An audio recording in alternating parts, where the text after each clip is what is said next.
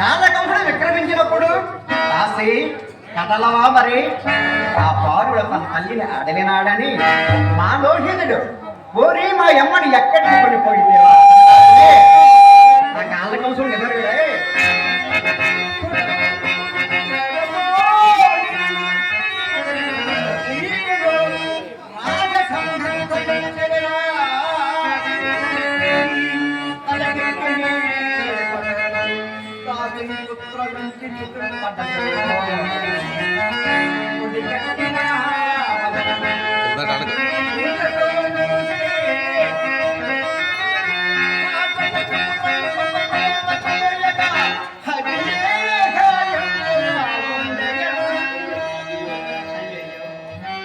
అట్టి దురవస్థ నుండి సతీశుడు తప్పించలేకపోయింది కదా నాకై కదా రారాజు బిడ్డకు ఇల్లాలు దిక్కు మాలిన్య పనుల గొంపల సేకరణ చీచి కఠినాత్మ హరిశ్చంద్ర ఇది నిఖ్యముగా కిరాతకులుగా జన్మించుకోవాలి తెలివాడు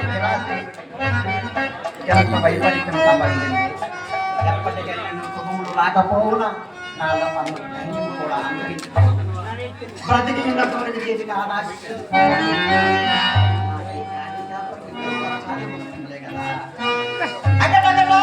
अच्छा अलग